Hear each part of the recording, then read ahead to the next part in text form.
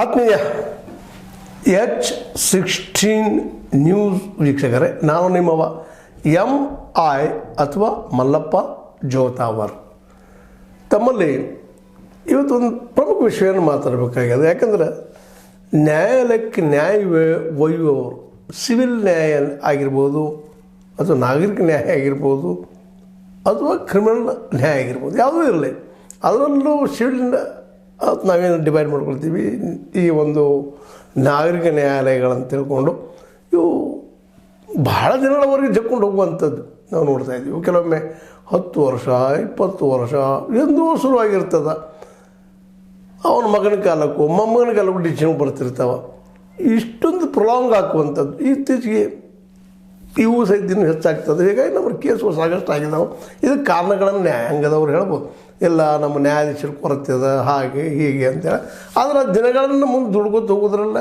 ಯಾಕಪ್ಪ ಅಂತಂದ್ರೆ ಅದನ್ನೆಲ್ಲ ಗಮನಿಸಿದಾಗ ಸಹಜವಾಗಿ ನ್ಯಾಯ ಕೇಳಕ್ಕೆ ಹೋದವರು ಕಕ್ಷಿಗಾರದಿಂದ ಒದ್ದಾಟ, ಪ್ರತಿ ಸಲ ಒದ್ದಾಟ, ವಕೀಲರಿಗೆ ಕೊಡ್ತಾ ಹೋಗುವಂಥದ್ದು ಪೇಮೆಂಟು. ಅವ್ರೇನು ಹೇಳ್ತಾರೆ ಅದ್ರದ್ದು ಇವರು ಡಾಕ್ಟ್ರುಗಳಿದ್ದಂಗೆ. ಗಾಂಧೀಜಿಯವರು ಒಂದು ಕಡೆ ಹೇಳ್ಕೊಳ್ತಾರೆ, ಆಧುನಿಕ ಭಾರತದಲ್ಲೇ ಒಬ್ಬರು ವೈದ್ಯರು, ಇನ್ನೊಬ್ಬರು ನಮ್ಮ ವಕೀಲರು, ಇವರು ಆದಷ್ಟು ಪ್ರೊಲಾಂಗ್ ಮಾಡೋದ್ರಿಂದ ಇವೆರಡು ವ್ಯವಸ್ಥೆಗೆ ದೊಡ್ಡ ಏನಪ್ಪ ಅಂತ ತೊಂದರೆ ಕೊಡ್ತಾರಪ್ಪ ಇವರು ಅನ್ನೋಂಥ ಮಾತನ್ನು ಮಾತಾಡ್ತಾರೆ. ಯಾಕಂದರೆ ಈ ಮಾತನ್ನು ನಾವಿಲ್ಲಿ ನೆನಪಿಸಬೇಕಾಗಿದೆಪ್ಪ ಅಂತಂದರೆ ಇವತ್ತಿನ ವೈದ್ಯಕೀಯ ಖರ್ಚುಗಳು ನೋಡಿದಾಗ ಅದು ಹೇಳಲಿಕ್ಕೆ ಸಾಧ್ಯ ಇಲ್ಲ. ಒಂದು ಸಣ್ಣ ರೋಗ ಇರ್ತದೋ ದೊಡ್ಡ ರೋಗ ಇರ್ತದೋ ಗೊತ್ತೂ ಆಗಲಾರಂಥ ಪರಿಸ್ಥಿತಿ ಒಳಗೆ ಇವತ್ತು ಯಾರಾದರೂ ರೋಗ ಬಂದದಂದ್ರೆ ಭಯ ಪಡುವಂಥ ಪ್ರಸಂಗ ಆಗಿಬಿಟ್ಟದ.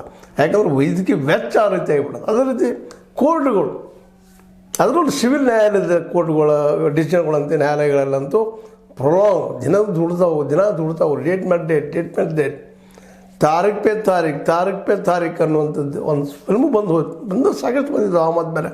ಆದರೂ ಸರಿಯಾದ ಸಮಯಕ್ಕೆ ವಿದಿನ್ ಟೈಮ್ದಾಗ ನ್ಯಾಯ ಸಿಕ್ಕಿದ್ದ ಒಂದು ಏನಪ್ಪ ವಿರಳ ಉದಾಹರಣೆಗಳು ಇವತ್ತು ನಾವು ಹೇಳ್ಬೋದು.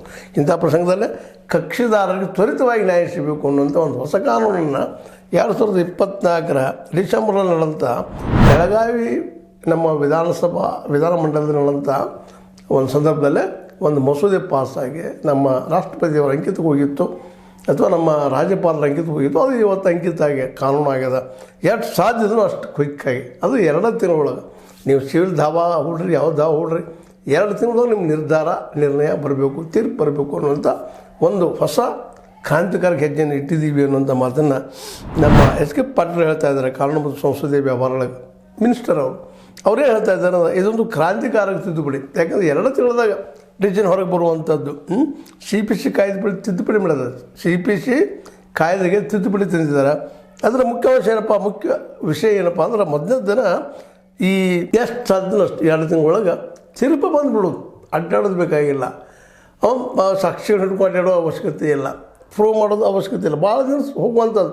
ನಮ್ಮ ಸಾಕ್ಷಿಗೆ ಬಾ ಅಂತ ಹೇಳೋದು, ಮತ್ತೊಮ್ಮೆ ಬಾ ಅಂತ ಹೇಳೋದು. ಅವ್ರು ಕೇಳಿದ ತಕ್ಷಣ ಇಲ್ಲರಿ ನಮ್ಮಲ್ಲಿ ಸಿಬ್ಬಂದಿ ಕೊರತೆ ಅದ, ನ್ಯಾಯಾಧೀಶರು ಕೊರತೆ ಅದ, ಇವುಗಳನ್ನ ಪ್ರತಿ ಸಲ ಕೇಳ್ತಾ ಇರುವಂಥದ್ದು ನಾವು ನೋಡ್ತಾ ಬಂದಿದ್ವಿ. ಅದಕ್ಕಾಗಿ ಮಾತುಕತೆ ಮುರುಗ ಬಗೆಹರಿಸಿಬಿಡೋದು, ಬಂದ ತಕ್ಷಣ 2 ತಿಂಗಳು ಮುಗಿಸಿ ಬಿಡೋದು ಪಾದನ ಅನ್ನುವಂಥದ್ದು. ಏನಂದರೆ ಇದೊಂದು ಕ್ರಾಂತಿಕಾರಕ ತಿದ್ದುಪಡಿ. ಕಕ್ಷಿದಾರರಲ್ಲಿ ರಾಜಿ ಸಂಧಾನದ ಮುಖಾಂತರ ವ್ಯಾಜ್ಯ ಬಗೆಹರಿಸಲು ಅನುಕೂಲ ಕಲ್ಪಿಸಲು ದೇಶದಲ್ಲಿಯೇ ಮೊದಲ ಬಾರಿಗೆ CPC ಕಾಯ್ದೆಗೆ ಬದಲಾವಣೆ ತರಲಾಗಿದೆ. ಈ CPC ಕಾನೂನು ಏನದ, ಸಿವಿಲ್ ಪ್ರಕರಣಗಳ ತ್ವರಿತ ವಿಲೇವಾರಿ ಅಥವಾ ಶೀಘ್ರವಾಗಿ ನ್ಯಾಯ ಒದಗಿಸುವ ಉದ್ದೇಶದಿಂದ ಸಿವಿಲ್ ಪ್ರಕ್ರಿಯಾ ಸಹಿತ ಅಂದರೆ CPC ಈಗ ನಾವು ತಿದ್ದುಪಡಿ ತಂದಿದ್ದೀವಿ ಅಂತ. ಭಾಳ ಸುಗು ಬರೀ ಕ್ರಿಮಿನಲ್ ಸ್ವಲ್ಪ ಲಘು ಮುಗಿಬೋದು, ತನಗೆ ಆದ ತಕ್ಷಣ ಆಗ್ಬೋದು. ಇಲ್ಲಂತೂ ಎಲ್ಲವೇ ಇಲ್ಲ. ನಾನು ಹೇಳಿದ್ರೆ ಜಸ್ಟ್ ಆರಂಭದಲ್ಲ 10 ರಿಂದ 15 ವರ್ಷವೋ ಮತ್ತೆಷ್ಟೋ ವರ್ಷವೋ ಕೆಲವೊಮ್ಮೆ ನಿರ್ಧಾರ ಆಗಲಾರ್ದು ಅಲ್ಲೇ ಕೊಳತು ಹೋಗುವಂಥವು ಅವುಗಳು ಸಹ ಸಾಕ್ಷಿಗಳು ಸಿಗ್ತಾರೆ ನಮಗೆ. ಈ ಮಾತನ್ನು ಯಾಕೆ ಇವತ್ತು ಹೇಳ್ತಾ ಇದ್ದೀನಪ್ಪ ಅಂದ್ರೆ, ಈ ನಮ್ಮ ಸಿವಿಲ್ ಪ್ರಕರಣಗಳು ಮಾತ್ರ ಜಲ್ದಿಯಾಗಿ ಮುಗಿದು ಭಾಳ ಕಷ್ಟದ ಕೆಲಸ ಅಂತೇಳಿ. ಅದಕ್ಕಾಗಿ ಇದು ಕ್ವಿಕ್ಕಾಗಿ ಮುಗಿಸುವಂಥದ್ದು ಮಾಡಿದ್ದೀವಿ. ಇದು ಮೊದಲನೇದು ಏನಪ್ಪ ಅಂದ್ರೆ ಈ ನ್ಯಾಯದಾನ ವ್ಯವಸ್ಥೆಯ ಸಂಪೂರ್ಣ ಸುಧಾರಣೆಗೆ ಅವಕಾಶ ಇದೆ ಇದರೊಳಗೆ. ಯಾಕಂದ್ರೆ ಇಲ್ಲಿವರೆಗೆ ನ್ಯಾಯದಾನ ಅಂದರೆ ಲೇಟ್ ಆಗುವಂಥದ್ದು, ಇದು ಚೇಂಜ್ ಆಗುವಂಥದ್ದು. ಮತ್ತು ಕಕ್ಷಿಗಾರರ ನಡುವೆ ರಾಜಸಂಧಾನಕ್ಕೆ ಕಡ್ಡಾಯವಾಗಿ ಪ್ರಯತ್ನ ಮಾಡಲೇಬೇಕಿಲ್ಲ.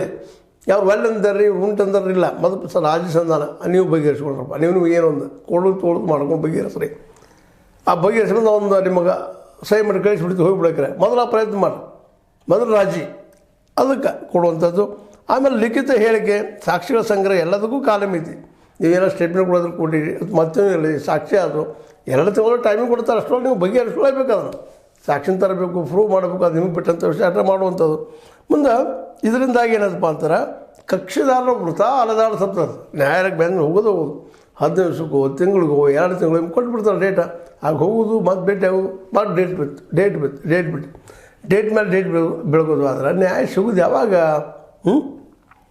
ಅಂದ್ರೆ ನ್ಯಾಯಾಲಯಗಳಲ್ಲಿ ಪ್ರಕರಣಗಳ ವಿಲೇವಾರಿ ವಿಳಂಬಕ್ಕೆ ಇದಿಸ್ರಿ. ಇದು ಜಲ್ದಿ ಮುಗಿದು ಹೋಗಿಬಿಡ್ತಪ್ಪ ಅಂದ್ರೆ ಮುಗಿದು ಹೋಗಿಬಿಡ್ತದೆ. ಪಾಪ ಅದು ನ್ಯಾಯ ಬಗೆಹರಿದು ಹೋಗಿಬಿಡ್ತದೆ. ಇದರಿಂದಾಗಿ ಏನಾಗಿಬಿಡುತ್ತದೆ ಅಂದ್ರೆ ಪ್ರಕರಣ ದಾಖಲಾದ ದಿನವೇ ಇನ್ನೊಂದು ಏನಪ್ಪ ಇಲ್ಲಿ ಭಾಳ ಮಹತ್ವದ ಏನಪ್ಪ ಅಂದ್ರೆ ಎಷ್ಟು ಸಾಧ್ಯ ಅಷ್ಟ ಮತ್ತು ಪ್ರಕರಣ ದಾಖಲಾದ ದಿವಸನ ಏನು ತೀರ್ಪು ಬರ್ತೈತಿ ಅಲ್ಲಿ ಡಿಸೈಡ್ ಮಾಡಿಬಿಡುವಂಥದ್ದು. ಪೂರ್ತಿಯಾಗಿ ಇಷ್ಟು ದಿವಸ ನೀವು ಡಿಸಿಷನ್ ಕೊಟ್ಟೆ ಬಿಡೋಕಪ್ಪ ಇದಕ್ಕೆ ಅನ್ನುವಾಗ ನೀವು ಒಬ್ಬರೊಬ್ಬರು ಒಪ್ಪಂದು ಮಾಡ್ಕೊಂಡು ಬರಬೇಕು ಅನ್ನುವಂಥ ಒಂದು ಒತ್ತಡ ಆ ಕಕ್ಷಿಗಾರರ ಮೇಲೆ ಇರೋದ್ರಿಂದಾಗಿ ಸಹಜವಾಗಿ ನ್ಯಾಯ ಜಲ್ದಿ ಮುಗಿತದಂತ. ಇನ್ನು ಇಷ್ಟರ ಮೇಲೂ ಅದು ಆಗಲಿಲ್ಲ ಅಂದ್ರೆ ಅನಿವಾರ್ಯ. ಆಗ ಕೋರ್ಟ್ನಲ್ಲಿ ಜಕ್ಕೊಂಡು ಹೋಗುವಂಥ ಅನಿವಾರ್ಯತೆಗಳು ಮೂಡ್ತಾವೆ ಅನ್ನೋಂಥ ಮಾತನ್ನು ಹೇಳ್ತಾರೆ. ಇದರ ಅರ್ಥ ಇದರಿಂದಾಗಿ ಸ್ವತಃ ಸರ್ಕಾರ ಅಥವಾ ನ್ಯಾಯಾಂಗನ 2 ತಿಂಗಳ ಒಳಗನ ಅದನ್ನು ಮುಗಿಸೇ ಬಿಡುವಂಥ ಒಂದು ರಾಜಿ ಕಬೂರಿ ಮಾತುಕತೆ ಮೂಲಕ.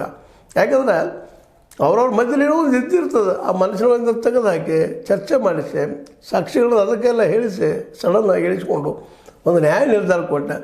ಇದೇನಾಗ್ತದಪ್ಪ ಅಂದರೆ ಸಿವಿಲ್ ಕೋರ್ಟಿದ್ದು ಭಾಳ ವರ್ಷಗಳವರೆಗೆ ಹೋಗುವಂಥವು. ಸಮೀಪದಲ್ಲಿ ಮುಗಿದಂಥ ವರ್ಷ 2 ವರ್ಷದಲ್ಲಿ ಮುಗಿದಂಥ ಉದಾಹರಣೆಗಳು ಭಾಳ ಕಡಿಮೆ. ಇದಕ್ಕೆ ಕಾರಣ ಅಂದ್ರೆ ಇದು ಹೇಳಿದಾಗ ನಿಮಗೆ ಜಸ್ಟ್ ಮಾತಾಡಿದಾಗ ನ್ಯಾಯಾಧೀಶರ ಕೊರತೆ ಇರಲಿ ಮತ್ತೂ ಇರಲಿ. ಮತ್ತು ಇನ್ನೊಂದು ಇಲ್ಲಿಯೂ ಸಹಿತ ಇತ್ತೀಚೆಗೆ ನಾವು ಕೇಳ್ತಾ ಇದ್ವಿ, ನಿಮಗೆ ಗೊತ್ತಿದ್ದ ಮಾತು ಅದ, ನ್ಯಾಯಾಲಯಗಳಲ್ಲೂ ಸಹಿತ ನಿಧಾನಕ್ಕೆ ಅಲ್ಲಿಯೂ ಭ್ರಷ್ಟಾಚಾರ, ಅಲ್ಲಿ ಕ್ಲರ್ಕ್ಗಳು ನಡಕ್ಕೆ ಮತ್ತೇನೋ ಡೇಟ್ ಲಘು ಹಾಕಿಸ್ಕೊಳಕ್ಕೆ ಡೇಟ್ ಡಿಲೇ ಮಾಡೋಕ್ಕೆ ಮತ್ತೇನೋ ಕಾರಣ ಅದರಲ್ಲಿ ಅಪರಾಧಿ ಆಗುವಂಥ ಅಥವಾ ಲಾಸ್ ಆಗುವಂಥ ವ್ಯಕ್ತಿ ದಿನಗಳು ಹೆಚ್ಚು ದುಡ್ಕೋತ ಹೋಗೋದು, ಮೆಡಿಕಲ್ ಗ್ರೌಂಡ್ ತೋರಿಸೋದು ಮತ್ತೇನೋ ತೋರಿಸೋದು, ತೋರಿಸಿ ದಿನದ ಮೇಲೆ ದಿನ ತೊಗೊತ ಹೋಗುವಂಥದ್ದು, ಜಲ್ದಿ ಬೇಕಾಗಿದ್ದಪ್ಪ ಅಂದ್ರೆ ಮತ್ತೇನೋ ಮಾಡುವಂಥದ್ದು ಕೆಲಸ ನಡೀತಾ ಇರ್ತಾವೆ. ಅಲ್ಲಿ ಹೊರ ನಡೀತಾ ಇದ್ದಾವೆ ಅನ್ನೋದು ಈಗಾಗಲೇ ಕೆಲವೊಂದು ಅನುಭವಿಸಿದವರು ಹೇಳಿದ್ದಾರೆ. ಅದು ಅಲ್ಲಲ್ಲಿ ಹೋದ್ರೆ ಕಂಡು ಬರುವಂಥ ವಿಷಯ ಆಗಿದೆ. ಅದಕ್ಕಾಗಿ ಇವತ್ತು ಶಾಸಕಾಂಗ ಅದು ಸಹಿತ ಪ್ರಶ್ನೆ ಮಾಡಲಿಕ್ಕೆ ನ್ಯಾಯಾಂಗ, ನೀವೇನು ಸುದ್ದಿದ್ದೀರಪ್ಪ, ನಿಮಗೂ ಒಬ್ಬ ಪಾರದರ್ಶಕತೆ ಬೇಕಾಗಿದೆ. ಅದಕ್ಕೆ ಆ ಕೊಲೇಜಿಯಂ ಕಿತ್ತು ಹಾಕಿರಿ, ಹೊಸದು ಮಾಡೋಣ ಅಂತ ಬೆನ್ನು ಹತ್ತಿದ್ದಾರೆ ಕೇಂದ್ರ ಸರ್ಕಾರದವರು. ಅದು ಸಹಿತ ಅಂದರೆ ಇದರ ಅರ್ಥ ನ್ಯಾಯಾಲಯದ ಮೇಲೂ ಪೂರ್ಣ ಪ್ರಮಾಣದ ವಿಶ್ವಾಸ ಜನರಿಂದ ದೂರ ಆಗಲಿಕ್ಕೆ ಅನ್ನೋದು ಇದೇ ಸಾಕ್ಷಿ. ಹೀಗಾಗಿ ತ್ವರಿತವಾಗಿ ನ್ಯಾಯದಾನ ಮಾಡುವಂಥದ್ದು.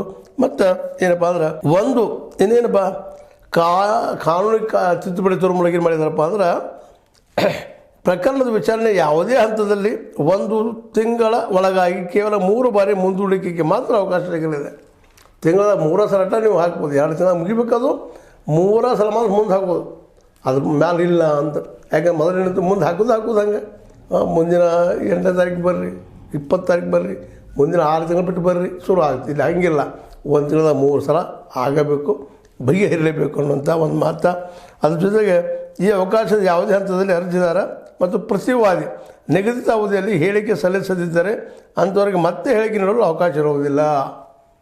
ಒಮ್ಮೆ ಹೇಳಿಕೆ ಕೊಟ್ಟಿದ್ದು ಟೈಮಿಗೆ ಕೊಟ್ಟಿರ್ತಾರೆ, ಟೈಮ್ ಬಂದು ನೀವು ಹೇಳಿಕೆ ಕೊಡ್ಬೇಕದನ್ನು ಮತ್ತೊಮ್ಮೆ ಹೇಳ್ತಂದ್ರೆ ಇಲ್ಲ ನೀವು ಬರಲಿಲ್ಲ ಅಂದ್ರೆ ನೀವು ತಪ್ಪಿತಸ್ಥರು ಅನ್ನೋದು ಪ್ರೂವ್ ಆಗ್ತದೆ. ಆಗ ಸಹಜವಾಗಿ ಒಂದು ಸೈಡ್ ನಿರ್ಧಾರ ಹಾಗೂ ಸಾಧ್ಯಗಳಿದ್ದಾವೆ. ಎಕ್ಸ್ ಪಾರ್ಟಿ ಅಂತೀವಿ ನಾವು. ಈ ಎಲ್ಲ ದಿಶೆಯಲ್ಲಿ ಇವುಗಳಿಗೆ ಏನಪ್ಪ ಅಂದ್ರೆ ಹೊಸ ರೀತಿಯಾದಂಥ ಒಂದು ತಿದ್ದುಪಡಿ ತಂದ ಈ ಕಾಯ್ದೆಯಲ್ಲಿ ಪ್ರಕರಣದ ನಿರ್ವಹಣೆಯನ್ನು ಪುನರ್ ವ್ಯಾಖ್ಯಾನಿಸಲಾಗಿದೆ. ಸಾಕ್ಷಿಗಳ ವಿಚಾರಣೆಯನ್ನು ದೈನಂದಿನ ನಿಗದಿತ ಅಥವಾ ವಾರದ ಆಧಾರದಲ್ಲಿ ಬೇಕಿರುವುದರಿಂದ ಯಾವುದೇ ಪ್ರಕಾರ ಅನಿರ್ದಿಷ್ಟ ಕಾಲ ವಿಳಂಬಕ್ಕೆ ಅವಕಾಶ ಇರುವುದಿಲ್ಲ. ಅಲ್ಲದೆ ಆರ್ಥಿಕವಾಗಿ ಕೈಗೆಟುಕುವ ರೀತಿಯಲ್ಲಿ ತ್ವರಿತ ನ್ಯಾಯದಾನ ಸಾಧ್ಯವಾಗಲಿದೆ. ಹಿಂದಿದ್ದಂಗೆ 2 ತಿಂಗಳು 3 ತಿಂಗಳು ಮುಗಿಯುವಂಥದ್ದಿಲ್ಲ. ತಿಳಿದಾಗ ಅಥವಾ ವಾರಕ್ಕೊಮ್ಮೆ 2 ದಿನಕ್ಕೊಮ್ಮೆ ಡೇಟ್ಗಳನ್ನು ಕೊಟ್ಟ ಬಗೆಹರಿಸುವುದಿಲ್ಲದ. ಇದರ ಅರ್ಥ ಒಟ್ಟಾರೆಯಾಗಿ ನ್ಯಾಯ ವಿಳಂಬ ಆಗಬಾರ್ದು, ಕಕ್ಷಿದಾರರಿಗೆ ತೊಂದರೆ ಆಗಬಾರ್ದು. ಮತ್ತು ಇವೇನು ಕೂಡಿ ಬಿದ್ದಾವಲ್ಲ, ಕೋಟಿಗಳಲ್ಲಿ ಕೂಡಿ ಬಿದ್ದಾವೆಲ್ಲ ಕೇಸುಗಳು ಈ ಒಂದು ನಮ್ಮ ಕೋರ್ಟ್ಗಳಲ್ಲಿ ಅವನ್ನ ಬಗೆಹರಿಸುವಂಥ ವಿಚಾರ ಅದ. ಇದು ಒಂದು ರೀತಿ ಒಳ್ಳೆಯ ಮತ್ತು ಅಷ್ಟೇ ಒಂದು ಏನಪ್ಪ ಅಂತಂದ್ರೆ ಮಾಡಲೇಬೇಕಂತ ಇಡೀ ರಾಷ್ಟ್ರದಲ್ಲಿ ಪ್ರಥಮವಾಗಿ ಮಾಡಿದ್ದಾರೆ ಅನ್ನೋವಂಥ ಹೆಗ್ಗಳಿಕೆ ಕರ್ನಾಟಕ ನಮ್ಮ ಸರ್ಕಾರಕ್ಕೆ ಸಲ್ತದ. ಒಳ್ಳೆಯ ಕೆಲಸವನ್ನು ಮಾಡಿದ ನ್ಯಾಯಾಂಗ ನಮ್ಮ ಶಾಸಕಾಂಗ ತ್ವರಿತವಾಗಿ ನ್ಯಾಯದಾನ ಮಾಡೋದು 2 ತಿಂಗಳ ಒಳಗಾಗಿ. ಇನ್ನು ಅಸಾಧ್ಯ ಆದಾಗ ಮಾತ್ರ ಮುಂದುವರಿಸುವಂಥದ್ದು ಅಂತೇಳಿ ಸ್ಪಷ್ಟಪಡಿಸಿದ್ದಾರೆ. ಏನೂ ಆಗಲಿ ಕಕ್ಷಿದಾರರಿಗೆ ರೀತಿಯಿಂದ ಒಂದು ಕಾಮದೇನೂ ಆಗಲಿ ಒಳ್ಳೆಯದಾಗಲಿ. ಯಾಕಂತಂದ್ರೆ ಪಾಪ ಈ ಅಲ್ದಾಟದಲ್ಲಿ ಅದರಲ್ಲೂ ಇತ್ತೀಚೆಗೆ ವಕೀಲರದಾಗಿರ್ಬೋದು ಮತ್ತೇನಾಗಿರ್ಬೋದು ಫೀಸ್ಗಳು ಹೆಚ್ಚಾಗ್ತಾ ಹೋಗಿದ್ದರಿಂದಾಗಿ ಅವ್ರ ಬದುಕು ನರಕ ಆಗ್ತಾಯಿದೆ. ಅದಕ್ಕಾಗಿ ಜಲ್ದಿ ನಿರ್ಣಯಗಳು ಬರೋದರಿಂದ ಅದರಲ್ಲೂ ಸಿವಿಲ್ ಕೇಸ್ಗಳು ಇತ್ಯರ್ಥ ಆಗೋದ್ರಿಂದ ಭಾಳಷ್ಟು ತೊಂದರೆ ಕಕ್ಷದವರಿಗೆ ಅವು ತಪ್ತದ ಅನ್ನೋದು ಅಷ್ಟ ಸತ್ಯ ಅಂತ ಹೇಳ್ತಾ, ಇದು ನಿಮಗೆ ಲೈಕ್ ಆಗಿರ್ಬೋದು. ಲೈಕ್ ಮಾಡಿ, ಶೇರ್ ಮಾಡಿ, ಕಮೆಂಟ್ ಮಾಡಿ, ಜೊತೆಗೆ ಸಬ್ಸ್ಕ್ರೈಬ್ ನಿಲ್ಲಿಸಬೇಡ್ರಿ. H60 ನ್ಯೂಸ್ ಅರ್ಥಾತ್ ಸೀತಾರಾಮಿದು ಸತ್ಯದ ಕೈಗನ್ನಡಿ ವಂದನೆಗಳು.